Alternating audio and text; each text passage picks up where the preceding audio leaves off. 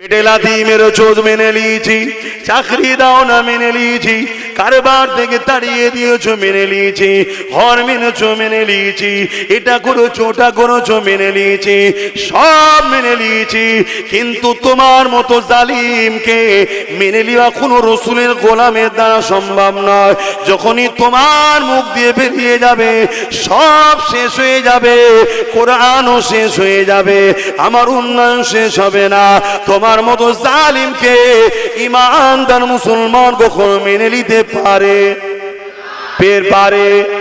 হ্যাঁ, মুনাফিক পারতে পারে, মুনাফিক পারতে পারে, সেটা ভিন্ন বিষয়। কেননা এই দুনিয়া চিরস্থায়ী নয়। কিয়ামতের দিনে তোমার ভাই তোমার হবে না, কিয়ামতের দিনে তোমার মা বাপ তোমার হবে না, কিয়ামতের দিনে তোমার নেতা লিডার তোমার হবে না, কিয়ামতের দিনে তোমার নেত্রী তোমার হবে না।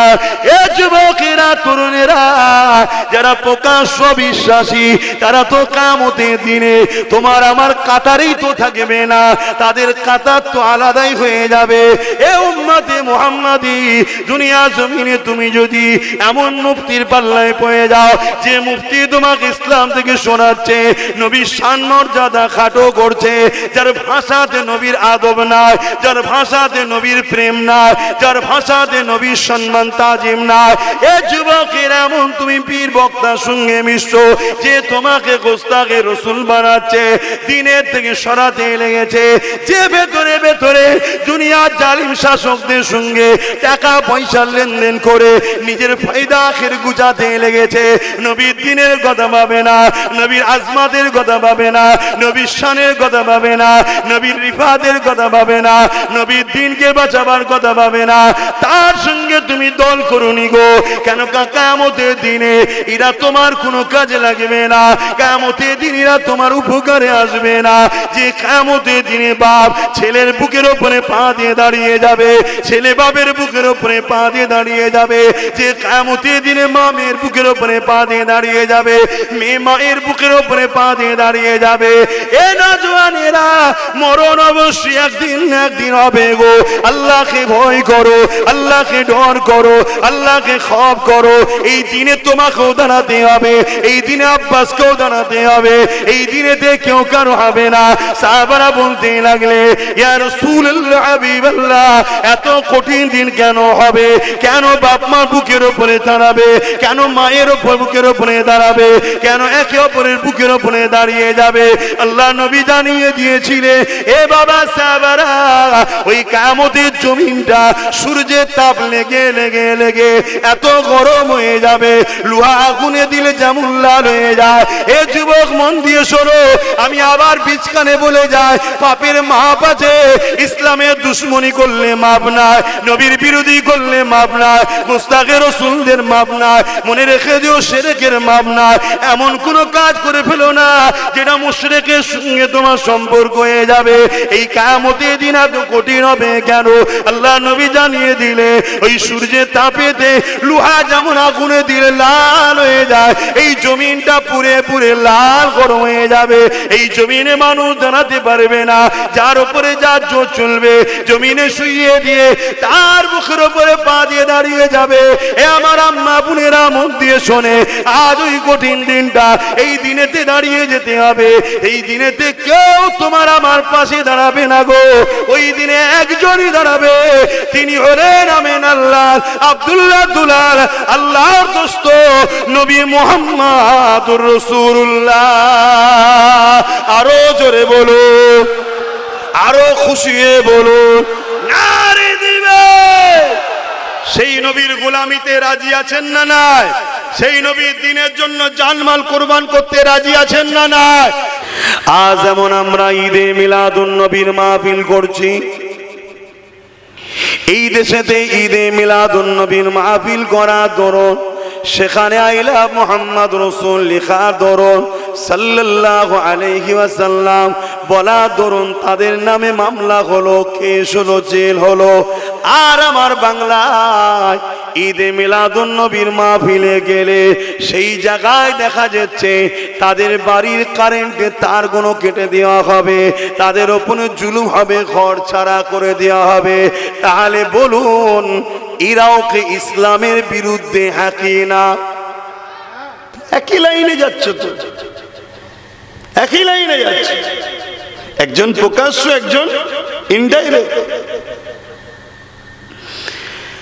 এ নওজওয়ানেরা, ঈদে মিলাদুন নবী এইলে আমাদের সমাজের মধ্যে উলামাদের মধ্যে ইখতিলাফ রয়েছে। ইখতিলাফ উলামাদের মধ্যে থাকাটা হলো স্বাভাবিক। কেন উলামাদের মধ্যে ইখতিলাফ হলে তবেই তো উলামারা কিতাব মুতালা করবে। ইসলামের সৌন্দর্য এটাই।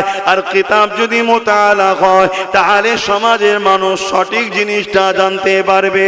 এ যুবকের এক শ্রেণীর মানুষেরা ঈদে মিলাদুন নবীর নামে বড় বড় ডিজে বক্স লাগিয়ে শরীয়ত বিরোধী কাজ করছে।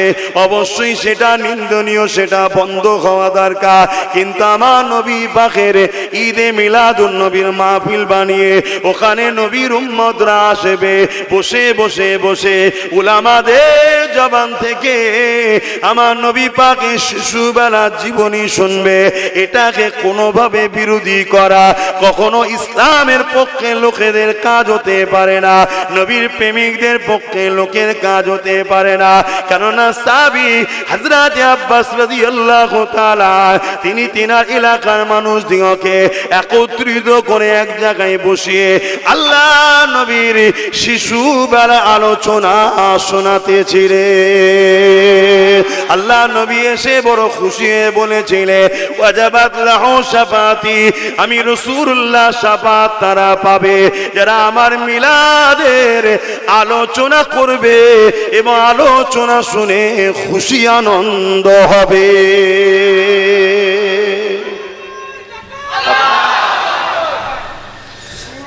এবারে অনেকের মাথায় ঢুকতে পারে, হুজুর বলে দিল নবীর মিলাদের মাহফিলে আসলে শুনে খুশি হলে আলোচনা করলে তারা আমার শাফাত পাবে।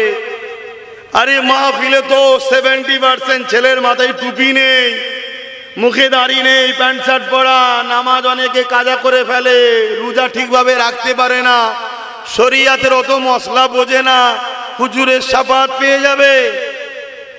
ঘাবড়াবে না, তোমাদের কেমন ধোকা দেবে রে বাপ। তাই ওষুধটা আগে থেকে দিয়ে যাচ্ছে। দুটো কথা এখানে, নবীর শাফাত আল্লাহওয়ালারা পাবে না পাপীরা? নবীর শাফাতটা আল্লাহওয়ালাদের জন্য না পাপীদের জন্য? আল্লাহওয়ালাদের জন্য নবী শাফাত। আর দিন ধরে এই ওয়াজ শিখেছেন, কোন মৌলী সাহেব শিখিয়েছে? হ্যাঁ, তা খাজা হুজুরকে নবী শাফাত করবে? ইমামে হাসান হোসেনকে নবী শাফাত করবে? সাহাবাদের নবী শাফাত করবে? গৌস পাককে নবী শাফাত করবে? আরে তারা তো নবীর উপযুক্ত উম্মত এবং খানদানের রাসূল, তারা তাদের জন্যই তো জান্নাত তৈরি করা হয়েছে। জোরে বলুন সুবহানাল্লাহ। নবীর শাফাত পাবে হলো আসামিরা। কারা? দাগী যারা, বদমাই যারা, পাপী যারা, তাদের জন্যই তো শাফাত। যে আল্লাহ ভুল করেছে মাফ করে দেন, আল্লাহ অন্যায় করেছে ছেড়ে দেন, আমার খাতিরে আল্লাহ আমার মুখের দিকে তাকিয়ে আমার উম্মতিরা অন্যায় করে ফেলেছে, আল্লাহ মাফ করে দেন, আল্লাহ তার মাহবুবের খাতিরে মাফ করে দেবেন। জোরে বলুন সুবহানাল্লাহ। তাহলে শাফাত পাবে কারা? বলুন না কারা? বলুন ইনশাআল্লাহ আমরা। কারণ আমরাই তো সেই দাগী আসামি। আমি আমার কথাও বলছি, আমার কি ভুল নাই? আছে তো। আমার পাপ নাই? আছে তো। কিন্তু ইনশাআল্লাহ আমার নবীর শাফাতের আশায় আছি, তিনার শাফাতের ওসিলায় ইনশাআল্লাহ জান্নাত যাব। বলুন ইনশাআল্লাহ। কথা বুঝে আসছে? দ্বিতীয় নম্বর কথা, আজকে কোনো ছেলে খারাপ, আজকে কোনো ছেলে প্যান্ট শার্ট পরেছে, আজকে কোনো ছেলে দাঁড়িয়ে যেতেছে, আজকে কোনো ছেলে হালকা বয়সে পাপ করছে, কিন্তু নবীর দুশ্মন নয়, নবীর মিলাদের মাহফিলে বসেছে, আলোচনা শুনে বড় খুশি হয়েছে। ওয়াজাবাত লাহু শাফাআতি, নবী বলছে শাফাত করব। আমার আল্লাহ নবীর কথা তো হক, ওই বান্দাটাকে কালকে নামাজি, দাড়িওয়ালা, টুপিওয়ালা ওই যুবকটাকে জান্নাত যাবার উপযুক্ত আল্লাহ বানাতে পারে, হ্যাঁ কি না? জোরে বলো। একটা বাহানাতে হবে তো, পরিবর্তন তো একটা বাহানাতেই হবে। যেমন হযরতে বিশার হাফি রাস্তা দিয়ে যাচ্ছিল, একটা কাগজের টুকরা, বিসমিল্লাহ লেখা ছিল, আল্লাহর নামের মহব্বত ভালোবাসায় আজ যাই না, পরিবর্তন শুরু হলো। এত বড় পরিবর্তন পৃথিবী বিখ্যাত আল্লাহ ওলি করে দিল। জোরে বলুন সুবহানাল্লাহ। তাহলে পরিবর্তন একটা কাগজের টুকরায় আল্লাহর নাম ভালোবেসে শুরু হলো পরিবর্তনের। তো এ ছেলেগুলো হালকা বয়সে ভুল করছে, কিন্তু হুজুরের দুশ্মন নয় এরা, এরা আল্লাহর বন্ধুকে ভালোবাসে। তাই হুজুরের মিলাদের মাহফিল করেছে, আলোচনা সভা করেছে, সেখানে হুজুরের ছোটবেলার আলোচনা শুনবে, খুশি হবে, আনন্দ হবে। তার মানে কি ভালোবাসা আছে। কারো ঘরে বেটা হলে সেই বাড়ির লোক খুশি হয়, তার আত্মীয় স্বজন খুশি হয়, অন্য লোকেরা খুশি হয়। কেন খুশি হয়? তার আর অন্যজন হয় না, কেন ওই বেটার সাথে তার সম্পর্ক আছে। তো হুজুরের আলোচনা শুনে অন্যজনরা খুশি হবে না, খুশি তারাই হবে যাদের হুজুরের সঙ্গে সম্পর্ক আছে। আর হুজুরের সঙ্গে যাদের সম্পর্ক, তাদেরকে আল্লাহ কোনো দিনের জন্য ছেড়ে দেবে না। যদিও পাপের জন্য ধরে, আবার মাফ করিয়ে জান্নাত দেবে ওয়াদা করেছে। জোরে বলুন সুবহানাল্লাহ। কিন্তু আমাদের সমাজে একদল মানুষ আমাদেরকে হুজুর থেকে সরাতে চাইছে। কেন কেন সরাতে চাইছে? কারণ তো তারা মুখে দাঁড়িয়ে রেখেছে, তাদেরও মাথায় টুপি রয়েছে, তারও এমন করে মুফতি বলে, তারও এমন করে মৌলানা বলে, তারা বলে আমরা দ্বীনের খেদমত করি, আমরা বড় মোবাইল, আমরা বড় বক্তা। পুরো পৃথিবী জুড়ে এরকম চলতে লেগেছে। কেন তারা আমার নবী থেকে উম্মতে মুহাম্মাদীকে সরাতে লেগেছে? এ উম্মতে মুহাম্মাদী মন্দির শোনো, তুমি আমার কথা নেবে কিনা বে পরের কথা, আমার ডিউটিটা আমাকে পালন করতে দাও। তুমি একটু মন দিয়ে শুনে বিবেককে প্রশ্ন করো, কেননা দুনিয়া জমিনে যারা রাজ ক্ষমতা দিয়ে বা বিভিন্ন ক্ষমতা দিয়ে দুনিয়ার মানুষের প্রভু হতে চায়, যারা আমার রাসূলুল্লাহর দ্বীনকে মিটাতে চায়, কেন তারা জানে নবী যদি থাকে তাহলে দাসত্ববোধা চলবে না, নবী যদি থাকে সেই জায়গায় জুলুম অত্যাচার চলবে না, নবী যদি থাকে ওই জায়গায় বেইনসাফি চলবে না। এই জন্য তারা আমার রাসূলুল্লাহকে মুছে দিতে চাইছে। তারা দেখতে লেগেছে মুসলমানদের মধ্যে থেকে কাউকে কাউকে গান দিয়ে ডাকলা, কাউকে কাউকে মেলা দিয়ে ডাকলা, কাউকে কাউকে সুদ ঘুষ দিয়ে ডাকলা। এরপরও ওই মুসলিম ছেলেটা যখন আল্লাহর কাছে মাথা নত করে দিয়ে চোখের পানি ফেলে দিয়ে বলে, আল্লাহ অন্যায় করে ফেলেছি, ভুল করে ফেলেছি, আল্লাহ আমাকে ক্ষমা করে দিন, মাফ করে দিন।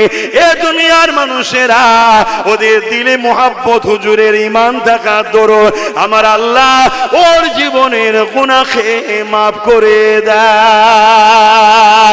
তাই তারা চিন্তা করতে লেগেছে গান দিয়ে শুধু ডাকলে হবে না, জুয়া সিনেমা যাত্রা দিয়ে শুধু ডাকলে হবে না, এদেরকে বেঈমান বানাতে হবে।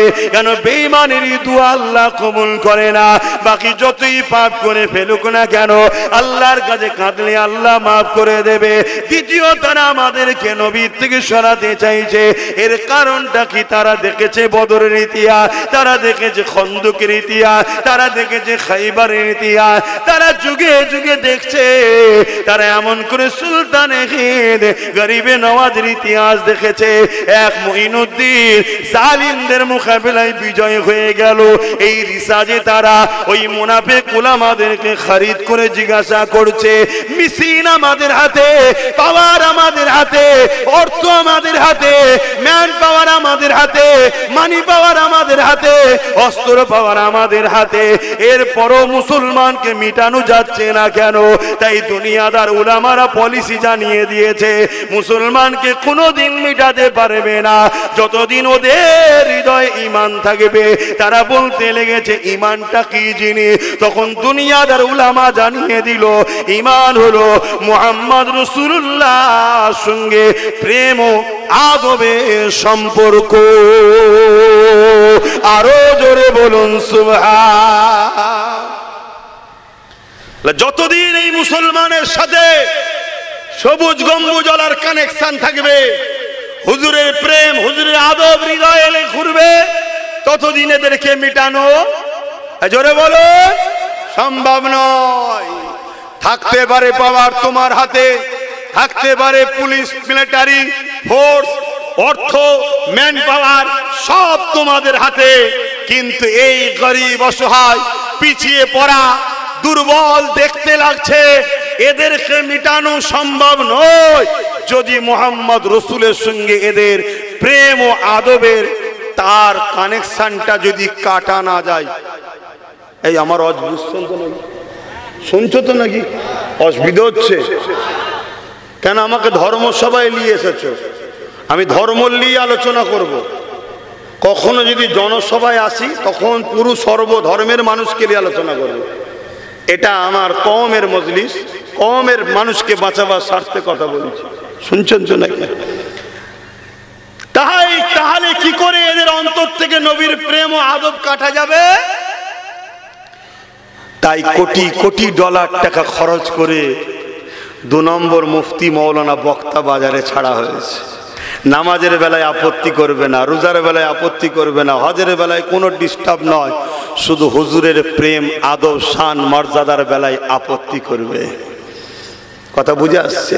তার একটা নমুনা হলো ঈদে মিলাদুন নবীর বিরোধী করা। শুনছেন? ঈদে মিলাদুন নবী বিরোধী করা। আরে মিলাদুন নবী, নবীর মিলাদকেই যদি অস্বীকার করো তাহলে রিসালাতই তো থাকছে না, রিসালাত অস্বীকার হয়ে যাবে। কথা মাথায় ঢুকছে? এখানে কি হয়?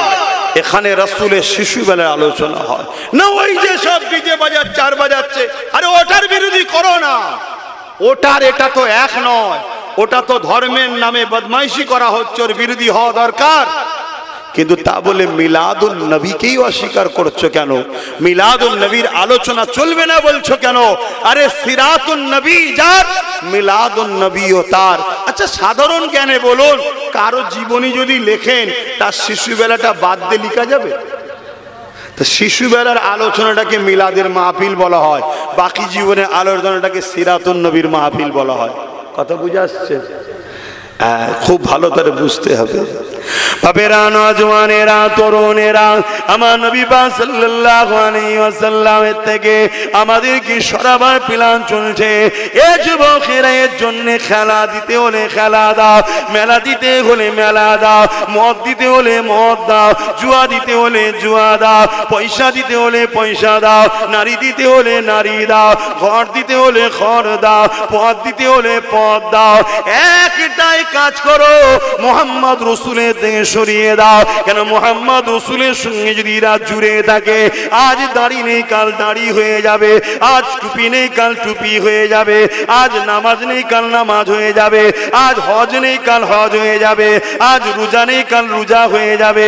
কেননা মোহাম্মদ রসুল হলো এ যুবক বুঝাবার জন্য বলছি, একটা গাছের মূল, একটা মূল যদি থাকে, ডালপালা পাতা যদি না থাকে, কাল ডালও গজাবে পাতাও গজাবে। অতএব ডালপালা কাটিস না, ওই মূলটাকে কেটে দে, জনমের মতো গাছটা শেষ হয়ে যাবে। বুঝছো তো? সব সাধারণ লোক এই উদাহরণ দিতে হবে। এই যে গাছ দেখছেন তো, কত ডালপালা, এগুলো কাটতে গেলেই সবার নজরে যাবে। বলছে কাটিস না, ওগুলো থাকে থাক, গাছের গোড়ায় বস, বল আমি গাছের দরদি, গরম পানি দে। এই গরম পানি দিলে কি হবে? জোরে বলে। যদি মূলটা মরে যায়, বাকি ডালপালা কোনো কি হবে? জনমের মতো শেষ। আর ডালপালা যদি কাটতে যায়, যদিও কেটে যায়, মূল থাকলে আবার গজাবে। এই ডালপালা কোন হলো নামাজ রোজা দাড়ি টুপি হজ যাকাত, মসজিদ বেড়েই চলেছে, মাদ্রাসা বেড়েই চলেছে, দাড়ি টুপি বেড়েই চলেছে। শুনছেন তো নাকি? মাফ করবেন, অনেক অর্থ ইসলামের দুশ্মনদের থেকেও দেওয়া হচ্ছে। তৈরি কর, সুন্দর সুন্দর বানা, এমন বানা বসিরহাট হুজুরের দরবার যেন চাপা পড়ে যায়, এত সুন্দর করে বানা। শুনছেন না শোনেন নাই? কেন? মূলটাকে কানা ফেলে দে। কেন? ওখান থেকে হুজুর পাওয়া যাবে, ওটাকে আবাদ করিস না, ওটাকে ডাউন করে দে, দিয়ে সুন্দর সুন্দর করে বানা। এমন বানাবি যাতে চাকচক্য দেখে লোক মনে করে এটাই হচ্ছে অরিজিনাল ইসলাম। বসিরহাট হুজুর চলে গেছে, শেষ হয়ে গেছে, ওখানে আর যে লাভ নেই। খারাপ নিলেন নাকি? আচ্ছা সামনে আছে বলে ইনারা উদাহরণ দিচ্ছি, সব জায়গাতেই হচ্ছে এটা, তামাম পৃথিবীতেই হচ্ছে। সামনে ইনি আছে বলে ইনার উদাহরণ দিলাম, এটা সব জায়গাতেই হচ্ছে। মিডিয়া খুলে দেখবেন ছাদের উপরে তিনজন মিলে ইফতার করছে, তারটা বড় করে ফটো দিয়েছে, আর এক এক জায়গায় 50-60 হাজার বসে দরবারে ইফতার হচ্ছে, সেটা মিডিয়াতে খবর হচ্ছে না। তার মানে কি? ওইটাকে হাইলাইট করে, অরিজিনালটাকে ডাউন করে দে। এই চক্রান্ত চলছে। পূর্ব ভারতে আহলে সুন্নাত ওয়াল জামাত জান্নাতি দলের হেড অফিস হলো ফুরফুরা দরবার শরীফ। এটা আপনারা মানেন হ্যাঁ কি না? আওয়াজ তুলে বলুন, সাক্ষী দেন হ্যাঁ কি না? এখান থেকে পূর্ব ভারতে ইসলাম ছড়িয়েছে, দাদা হুজুর এই গাছটা লাগিয়েছে। আজকে খেয়াল করে দেখো, ওই ফুরফুরা শরীফকে মিটাবার জন্য দুই শ্রেণীর লোক উঠে পড়ে লেগেছে। এক তথাকথিত রাজনীতির নামে চোর, গুন্ডা, বদমাই, লুটেরা, চরিত্রহীন বাটপার নেতাগুলো ফুরফুরার বিরুদ্ধে লেগে গেছে। আরেক দল হলো মোল্লা মলি সাহেব সেজে মুনাফিক ফুরফুরা শরীফের বিরুদ্ধে লেগে গেছে। খেয়াল করে দেখুন।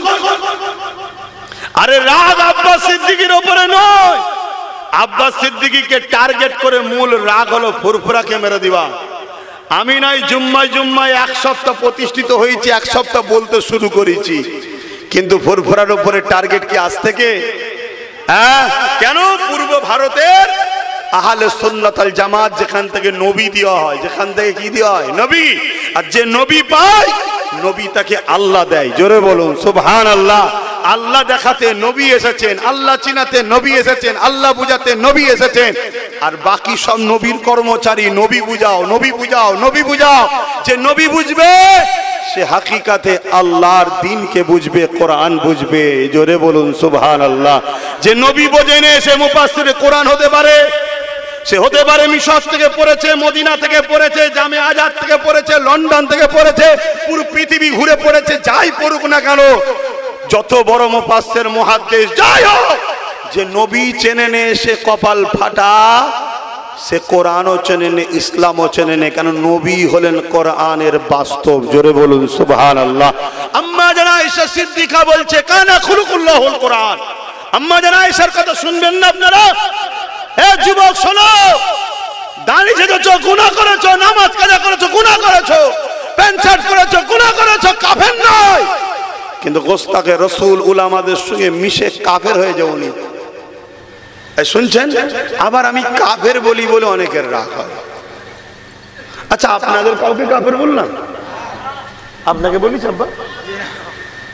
তো কাউকে বলিনি।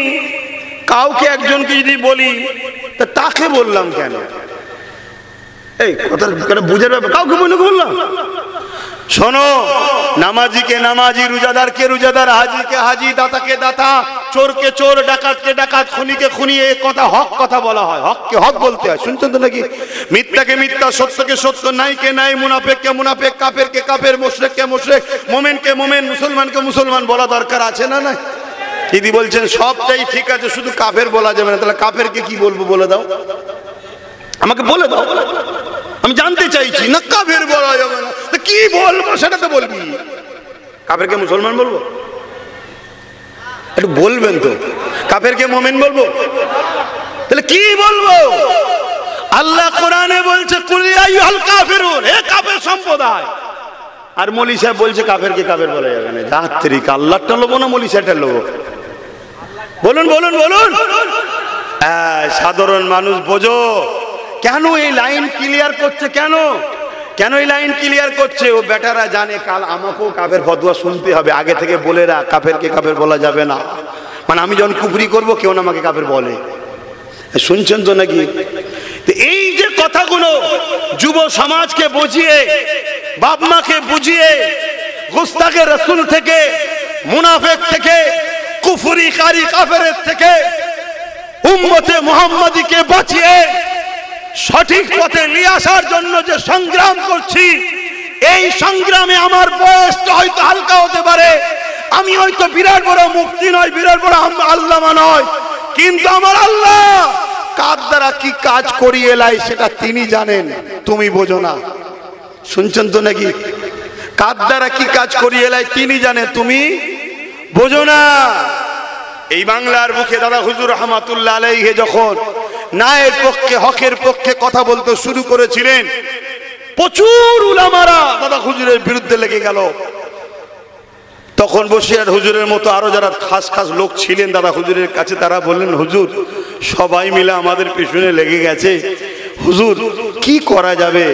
দাদা হুজুর বললেন, শোনো বাবা, পুরো দুনিয়া যদি পিছনে লেগে যায়, লেগে যেতে পারে, আবু বকর একা আল্লাহ রসুলের হয়ে কথা বলবে। অতএব সেই আল্লাহ রসুলের জন্য সেই দাদা হুজুরের দেখানো পথে আলহামদুলিল্লাহ আল্লাহ আমাকে বলাচ্ছে, আমি বলছি, আমার যুবকদের কাছে সাক্ষী চাইছি, আমার কথাতে তোমরা কি মনে ব্যথা পাচ্ছ? হাত তুলে সাক্ষী দাও, ব্যথা পাচ্ছ? হাত লম্বা করে বলো, ব্যথা পাচ্ছ? যদি ব্যথা না পাও তাহলে ভাইটা 7টা দিবার মতো দাও, ভাইয়ের 7টা দিবার মতো দাও। মনে রেখে দিও একটা কথা, সংসার করো, কারবার করো, ব্যবসা করো, রাজনীতি করো, ইসলামের ক্ষতি করে নয়, ইসলামকে ভুলে নয়। এটা মনে থাকবে তো ভাই? এই জোরে বলো, মনে থাকবে তো? অতএব কোন নেতার সঙ্গে মিশে যদি তুমি দেখো ইসলামের ক্ষতি দিকে ওই নেতা নিয়ে যাচ্ছে, সেই নেতাকে তালাক দিবার দরকার আছে না নাই? কোন পীরের সঙ্গে মিশে যদি মনে হয় ও পীর তোমাকে ইসলামের ক্ষতির দিকে নিয়ে যাচ্ছে, সেই পীরকে ডিভোর্স দিবার দরকার আছে না নাই? আরে ডিভোর্স তালাক মানে ছেড়ে দেওয়া, হাবড়াবার কিছু নেই। কথা বুঝে আসছে? কোন যদি কি বলে শাসক হোক আর যেই হোক, নেতা হোক, যেই হোক, হাত্তাকে তোমার ভাইও যদি হয়, তোমার মায়ের পেটের ভাইও যদি হয়, যদি ইসলামের ক্ষতির দিকে তোমায় নিয়ে যায়, তোমার তাকে ছেড়ে দিবা দরকার আছে না নাই? কেননা এই দুনিয়া চিরস্থায়ী নয়। কিয়ামতের দিনে তোমার ভাই তোমার হবে না, কিয়ামতের দিনে তোমার মা বাপ তোমার হবে না, কিয়ামতের দিনে তোমার নেতা লিডার তোমার হবে না, কিয়ামতের দিনে তোমার নেত্রী তোমার হবে না। এ যুবকেরা, তরুণেরা, যারা প্রকাশ্য বিশ্বাসী, তারা তো কিয়ামতের দিনে তোমার আমার কাতারেই তো থাকবে না, তাদের কাতার তো আলাদাই হয়ে যাবে। এ উম্মতে মুহাম্মাদি, দুনিয়া জমিনে তুমি যদি এমন মুফতির পাল্লায় পড়ে যাও, যে মুফতি তোমাকে ইসলাম থেকে শোনাচ্ছে, নবীর শান মর্যাদা খাটো করছে, যার ভাষাতে নবীর আদব নাই, যার ভাষাতে নবীর প্রেম নাই, যার ভাষাতে নবীর সম্মান তাজিম নাই, এ যুবকের এমন তুমি পীর বক্তার সঙ্গে মিশছো, যে তোমাকে গোস্তাকে রসুল বানাচ্ছে, দিনের থেকে সরাতে লেগেছে, যে ভেতরে ভেতরে দুনিয়ার জালিম শাসকদের সঙ্গে টাকা পয়সা লেনদেন করে নিজের ফায়দা আখের গুজাতে লেগেছে, নবীর দিনের কথা ভাবে না, নবীর আজমাতের কথা ভাবে না, নবীর শানের কথা ভাবে না, নবীর রিফাতের কথা ভাবে না, নবীর দিনকে বাঁচাবার কথা ভাবে না, তার সঙ্গে তুমি দল করুনি গো। কেন? কিয়ামতের দিনে এরা তোমার কোনো কাজে লাগবে না, কিয়ামতের দিন এরা তোমার উপকারে আসবে না।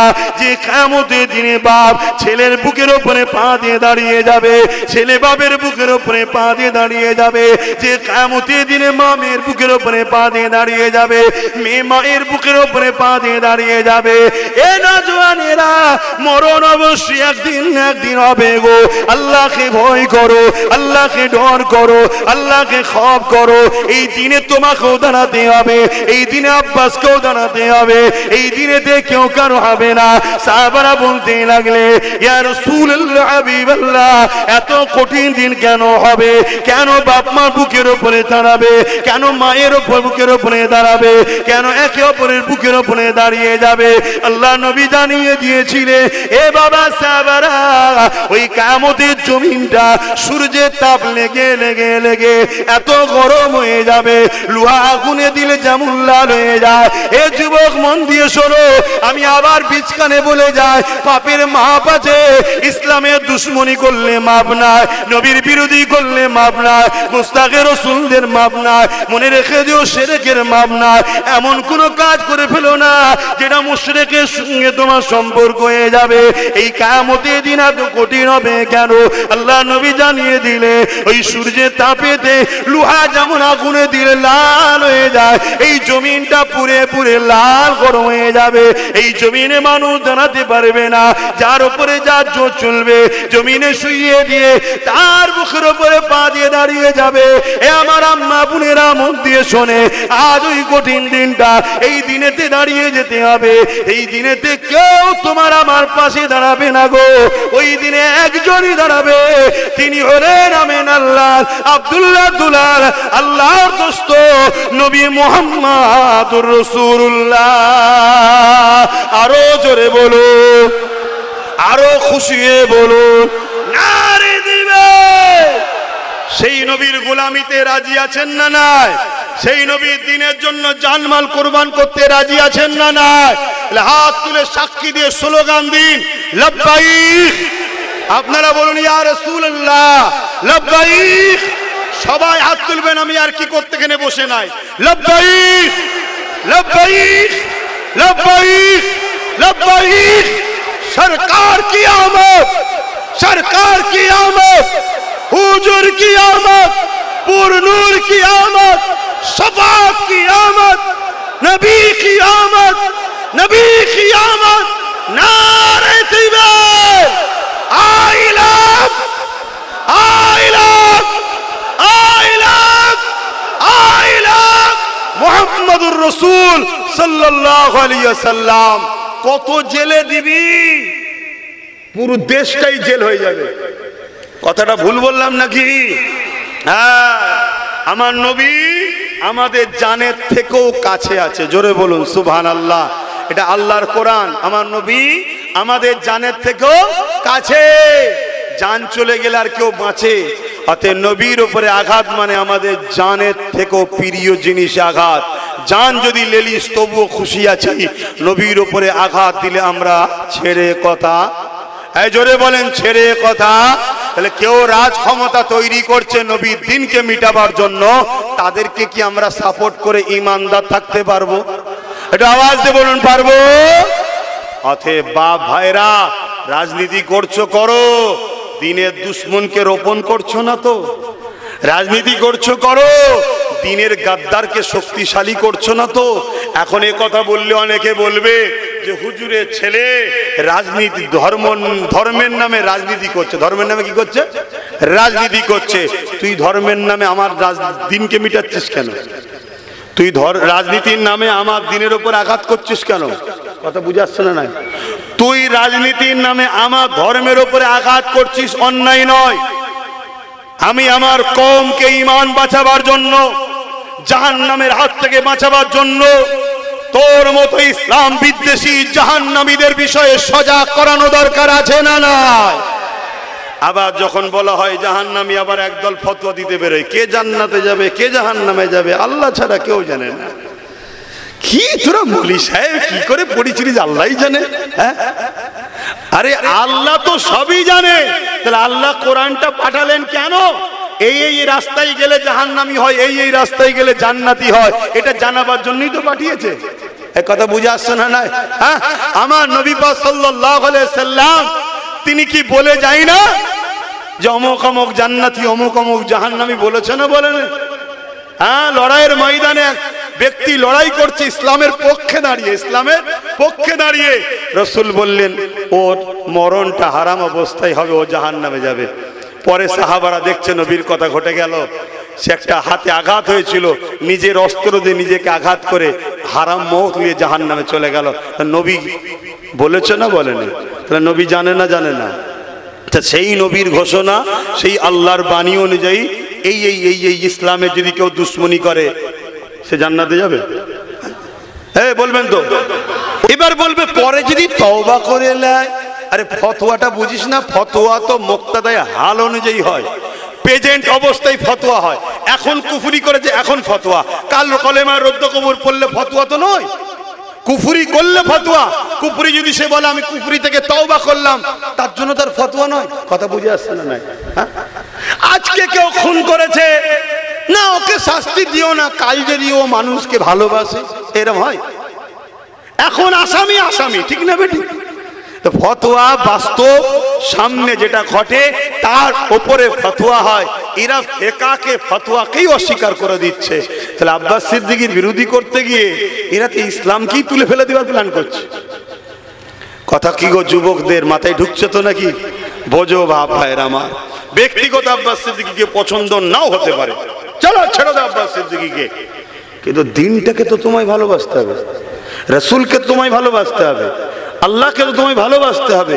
তুমি যার ওসিলায় পূর্ব ভারতের মানুষ মুসলমান হয়েছো, দাড়ি টুপি জুব্বা পাগড়ি মসজিদ মাদ্রাসা পেয়েছো, জবানের মুজাদ্দেদ দাদা হুজুরকে তো তোমায় ভালোবাসতে হবে। এবং আল্লাহর কোরআন তিনি উলিল আমর এবং মুজাদ্দেদ রাসূলের হাদিস তিনাকে তো মানতে হবে। কথা শুনছেন কি গো? একটু সারা দেন, কথা শুনছেন? অসুবিধা হচ্ছে? দোয়া করে দেবো। যুবকরা কি বলছো? কেন তোমাদের জন্যই মেন লড়াই। কারণ আমার আব্বারা মুরব্বীদের ঘরে বুঝিয়ে ট্রেনিং দিয়ে রেডি করে গেছে। কথা বুঝে আসছে? মুরব্বীরা সব চুপচাপ থাকে, সব চুপচাপ থাকে। ফুরফুরার ওপরে যেই আঘাত হয় ফুরফুরা শরীফের ওপরে, ও বেশি চিল্লাচিল্লি করে না, ঠিক টাইমে ঠিক জায়গায় উল্টে দেয়। কথা বুঝে আসছে না? ঠিক টাইমে ঠিক জায়গায় মুরব্বীরা কি করে? তোকে রাখবো নি, উল্টে দেয়। দিয়েছেন না যায়নি আগে? হ্যাঁ, মুরব্বীরা পুরো রেডি। কিন্তু যুবকগুলো তোমরা তো, তোমাদেরকে তো অনেকে কিনে ফেলেছে মনে করছে, আমি না, অনেকে মনে করছে কিনে ফেলেছে, আমার কিনা সম্পদ। এই তোমরা কারো কিনা সম্পদ নাকি? কেউ মনে করছে আমি ওর রোজ দিই 200 টাকা করে দিই, 500 টাকা করে দিই, 1000 টাকা দিয়ে আলু দিয়েছি, পেঁয়াজ দিয়েছি। শুনছেন তো নাকি? বদমাইশ, কত বড় বদমাইশ দেখ। আর আমরা সবাই মিলে তোদেরকে কি দিয়েছি খেয়াল নেই? তোদেরকে তো খনিতে বসিয়ে দিয়েছি, তোদেরকে খনিতে, টাকার খনিতে বসিয়ে দিয়েছি। যেমন করে খুশি লুটছিস। হ্যাঁ, যার বিড়ি খাবার পয়সা ছিল না সে এখন তো বাবরা BMW চেপে বেড়াচ্ছে। কি গো, কথা ভুল বলছি নাকি? হ্যাঁ, আবার নবীর উম্মত গুলোকে বলছিস কিনে ফেলেছিস। শোনো দুনিয়ার জালিমরা, শোনো, তোমরা পয়সা দিয়ে সব কিনতে পারো, নবীর গোলামকে কখনো কিনতে পারবে না। জোরে বলুন সুবহানাল্লাহ। আওয়াজটা চিৎকার দিয়ে বলুন সুবহানাল্লাহ। আমার কথাটা কি ভুল বলা হলো? এ কথা একমত তো নাকি?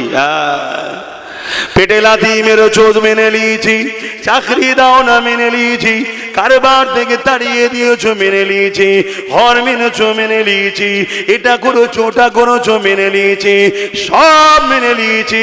কিন্তু তোমার মতো জালিমকে মেনে নেওয়া কোনো রসুলের গোলামের দ্বারা সম্ভব নয়। যখনই তোমার মুখ দিয়ে বেরিয়ে যাবে সব শেষ হয়ে যাবে, কোরআনও শেষ হয়ে যাবে, আমার উন্নয়ন শেষ হবে না। তোমার মতো জালিমকে ঈমানদার মুসলমান কখনো মেনে নিতে পারে? হ্যাঁ, মুনাফিক পারতে পারে, মুনাফিক পারতে পারে, সেটা ভিন্ন বিষয়। এ যুবকেরা, ঈমানদারের সংখ্যা কত দেখে লাভ নাই। ঈমানদার ঈমানের জোরে কামিয়াবি লাভ করে। তবে হ্যাঁ, কিয়ামতের কথা মনে রেখে দিও, দুনিয়াদারি করতে গিয়ে ওই কিয়ামতের দিনে আল্লাহ নবীর শাফাআত থেকে বঞ্চিত যেন না হয়ে যাও। তুমি দুনিয়া জমিনে নবীর দুশমনের দল করবে, দুনিয়া জমিনে নবীর দুশমনকে সাথ দেবে, দুনিয়া জমিনে নবীর দুশমনের কল্যাণ কামিয়াবি করবে, আর আখিরাতে নবী পাকের শাফাআতের আশা করবে। এটা তুমি মূর্খ ছাড়া আর কিছু হতে পারে না, জেগে স্বপ্ন দেখার কিছু হতে পারে না। মনে রাখবে, তুমি যদি নিজের ক্ষতি করো আল্লাহ পাকের কাছে কাঁদবে, আল্লাহ মাফ করে দেবে বলেছে। কিন্তু নবীর দিনের ক্ষতি ডাইরেক্ট হোক ইনডাইরেক্ট হোক, যদি তুমি করে ফেলো তোমার জন্য আর ক্ষমা মাফ নাই। আর একটা কথা মনে রেখে দিও, একটা হলো হকুল্লাহ আর একটা হলো হকুন নাস। একটা হলো আল্লাহর হক আর একটা হলো বান্দার হক। তুমি নামাজ কাজা করেছো, আল্লাহর হক আদায় করোনি, রোজা কাজা করেছো, আল্লাহর হক আদায় করোনি, গান কিনেছো, আল্লাহর সঙ্গে তুমি কাছে অন্যায় করেছো, আল্লাহর হক আদায় করোনি। কিন্তু কোন গরিবের তেরপল চুরি করে নিয়েছো, কোন গরিবের চাল চুরি করে নিয়েছো, কোন গরিবের ঘরের টাকা মেরে নিয়েছো, কোন গরিবকে মিথ্যা কেস দিয়েছো, কোন গরিবের ছেলেকে গ্যাজার কেস দিয়ে দিয়েছো, কোন গরিবের ছেলের উপরে জুলুম অত্যাচার করেছো, যে কিনা তার উপযুক্ত নয় তার উপরে জোর করে চাপিয়ে দিয়েছো। এটা হলো হকুন নাস। যতক্ষণ পর্যন্ত না ওই গরিবটা মাফ করে দেয়, ওই ছেলেটা মাফ করে দেয়, ওই বাড়িওয়ালাটা মাফ করে দেয়, ততক্ষণ পর্যন্ত আমার আল্লাহ জানিয়েছে আমি আল্লাহ তাদেরকে মাফ করব না। তাই বলে দিয়ে যায়, দুনিয়াদারি করো, করতে গিয়ে আখিরাতকে কানা করে ফেলো না, কারণ মৃত্যু কার কখন হবে কেউ জানে না।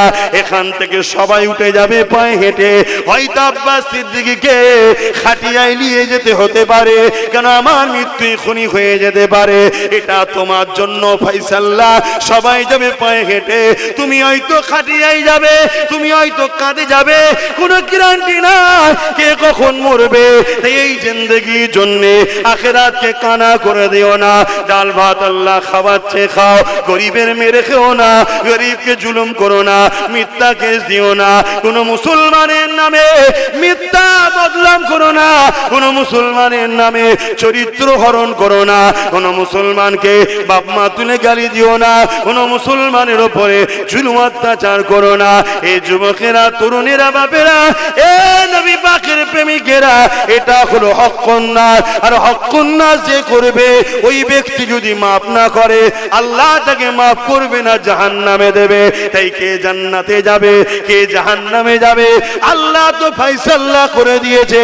কেউ যদি আমার বাপ তুলে গাল দেয়, কেউ যদি আমার দাদু তুলে গাল দেয়, কেউ যদি আমার পরিবার তুলে গাল দেয়, যদি তারা মাফ না করে, তার তো মাফ নাই, মাফ নাই, মাফ নাই। অবশ্যই কোরআন হাদিস সত্য, সে তো জাহান্নামেই যাবে। শুনছেন তো নাকি? হ্যাঁ, তো কাঁচা কথা নবীর মেম্বারে বললে তো ভয় না, গুনাহ হবে, কবিরা গুনাহ হবে। তাই বুঝে বুঝেই কথা বলি। তোমার বুঝে আসে না তো আমি কি করতে পারি, বুঝে লাও।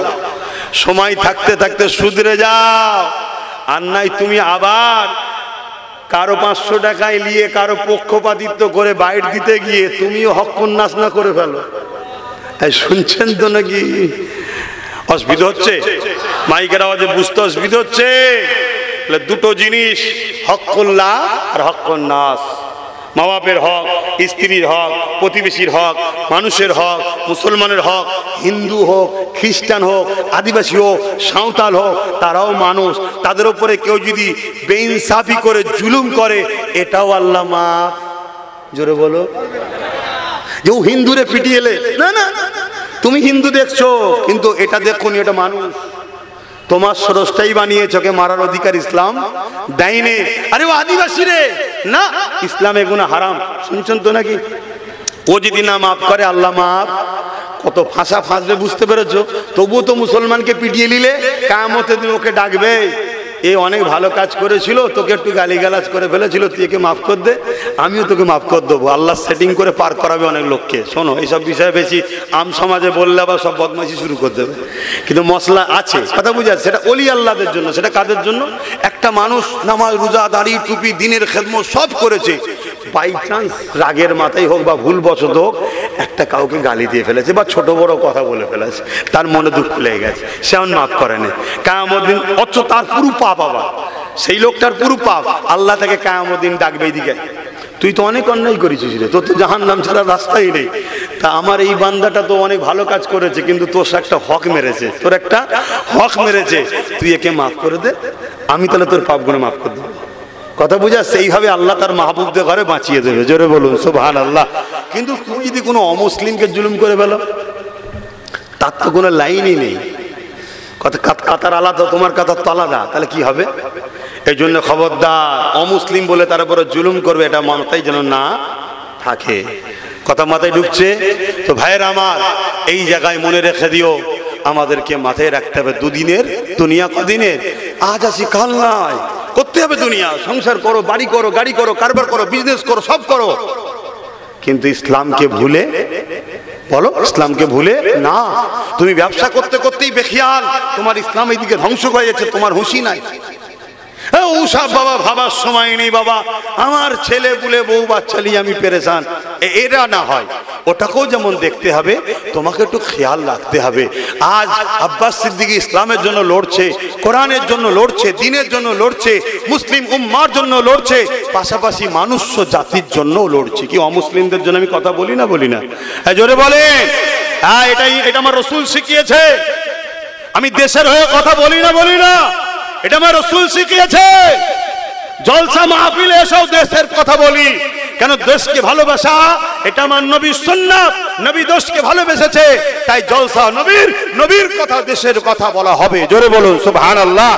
কিন্তু কিছু মুনাফিক তারা বোঝে না, শুধুমাত্র হারাম খাবার লোভে পড়ে আবার হারাম খেয়ে অন্ধ হয়ে তারা শুধু গালিগালাজ সমালোচনা। মুনাফিকের একটা আলামত এটা, যখন কোনো দিক দিয়ে পারে না বাপ মা তুলে গাল দেয় যাতে করে ও ভয়ে সরে যায়, আর পাচ্ছি না কেন, এবারে নোংরা ছুড়েছে তো, শুনছেন তো নাকি? কিন্তু শোনো, আব্বাস সিদ্দিকীর ব্যাপারটা আলাদা। আব্বাস সিদ্দিকী আমার বাপ আমার মাকে আমেনার লালের কদমে জবাই করে কুরবানি করে দিতে রাজি আছে। আমি শুনছো? আর আমার বাপ আলী আকবর সিদ্দিকী, আমার অলিদ আব্বাজান হুজুর, আমি আব্বাস সিদ্দিকী ও মোহাম্মদ রসুলের কদমে কোরবানি করে দিয়েছে, দান করে দিয়েছে। যা, তোর উপর আমার কোনো দাবি দেওয়া নেই, তুই হুজুরের জন্য তোকে দান করে দিলাম। অতএব ইমানদার কখনো হুজুরের ব্যাপারে সেখানে চুপ থাকতে, জোরে বলুন।